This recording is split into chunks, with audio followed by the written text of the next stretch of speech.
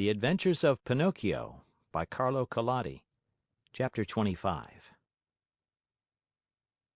If Pinocchio cried much longer, the little woman thought he would melt away, so she finally admitted that she was the little fairy with azure hair. "You rascal of a Marionette, how did you know it was I?" she asked, laughing. "My love for you told me who you were." "Do you remember? You left me when I was a little girl, and now you find me a grown woman. I am so old I could almost be your mother." "I am very glad of that, for then I can call you mother instead of sister. For a long time I have wanted a mother, just like other boys. But how did you grow so quickly?" "That's a secret." "Tell it to me. I also want to grow a little. Look at me. I have never grown higher than a penny's worth of cheese." "But you can't grow," answered the Fairy. "Why not?" "Because Marionettes never grow. They are born Marionettes, they live Marionettes, and they die Marionettes." "Oh, I'm tired of always being a Marionette!" cried Pinocchio disgustedly. "It's about time for me to grow into a man as everyone else does." "And you will if you deserve it." "Really? What can I do to deserve it?" "It's a very simple matter. Try to act like a well-behaved child." "Don't you think I do?" "Far from it. Good boys are obedient and you, on the contrary—" "And I never obey."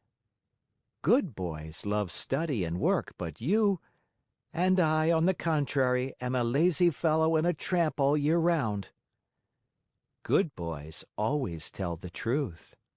"And I always tell lies." "Good boys go gladly to school."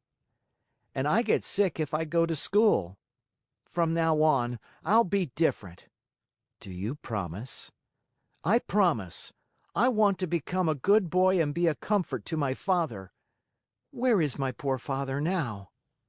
"I do not know." "Will I ever be lucky enough to find him and embrace him once more?" "I think so. Indeed, I am sure of it." At this answer, Pinocchio's happiness was very great. He grasped the Fairy's hands and kissed them so hard that it looked as if he had lost his head. Then, lifting his face, he looked at her lovingly and asked: "Tell me, little mother, it isn't true that you are dead, is it?" "It doesn't seem so," answered the Fairy, smiling. "If you only knew how I suffered and how I wept when I read, 'Here lies—'" "I know it, and for that I have forgiven you. The depth of your sorrow made me see that you have a kind heart. There is always hope for boys with hearts such as yours, though they may often be mischievous. This is the reason why I have come so far to look for you. From now on, I'll be your own little mother." "Oh, how lovely!" cried Pinocchio, jumping with joy. "You will obey me always and do as I wish?" "Gladly! Very gladly! More than gladly!" "Beginning tomorrow," said the Fairy, "you'll go to school every day."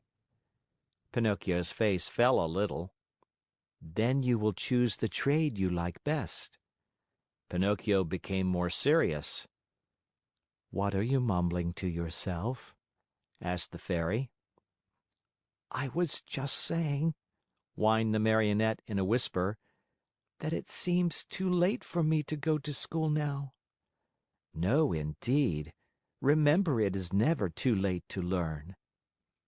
"But I don't want either trade or profession." "Why?" "Because work wearies me." "My dear boy," said the Fairy, "people who speak as you do usually end their days either in a prison or in a hospital. A man, remember, whether rich or poor, should do something in this world. No one can find happiness without work. Woe betide the lazy fellow! Laziness is a serious illness, and one must cure it immediately. Yes, even from early childhood. If not, it will kill you in the end." These words touched Pinocchio's heart. He lifted his eyes to his Fairy and said seriously, "I'll work. I'll study. I'll do all you tell me. After all, the life of a Marionette has grown very tiresome to me, and I want to become a boy, no matter how hard it is.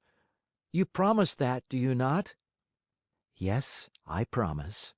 And now it is up to you."